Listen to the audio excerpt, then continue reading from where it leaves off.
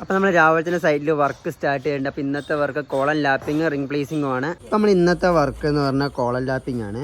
നമ്മൾ ഈ സൈറ്റിൽ ചെയ്തേക്കുന്നത് 15 സ്പേസിങ്ങിലാണ് നമ്മൾ കോളങ്ങളെല്ലാം ലാപ്പ് ചെയ്യുന്നത്. ഇവിടെ വരുന്ന കോളം നമുക്ക് 20-40 കോളമാണ്. അപ്പോൾ നമ്മൾ കവറിങ്ങും മൈനസ് ചെയ്തിട്ട് നമ്മൾ 12-32 റിംഗ് ആണ് നമ്മളിവിടെ മേക്ക് ചെയ്തേക്കുന്നത്. ഇതേപോലെ നമ്മൾ കോളത്തിൽ റിംഗ് കാര്യങ്ങൾ പ്ലേസ് ചെയ്യുമ്പോൾ നമ്മൾ കോളത്തിൻ്റെ റിംഗിൽ നമ്മൾ സ്ട്രപ്സിൽ നമ്മൾ ഹുക്ക് യൂസ് ചെയ്യാറുണ്ട്.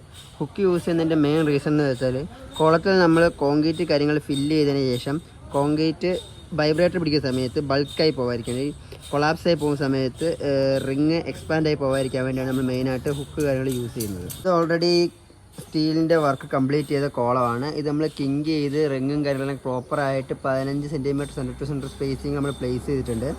ഇതേപോലെ നമുക്ക് ബാക്കി എല്ലാം ചെയ്യാനുണ്ട്. നമുക്ക് ഏകദേശം 9 കോളമുണ്ട് നമുക്ക് ലാപ്പ് ചെയ്യാനായിട്ട്. ലാപ്പ് ചെയ്ത് റിങ് പ്ലേസ് ചെയ്യാനായിട്ട്. അതിന് ശേഷമാണ് നമ്മൾ കോളത്തിന് ഷട്ടറിങ് കാര്യങ്ങളും ചെയ്യുന്നത്.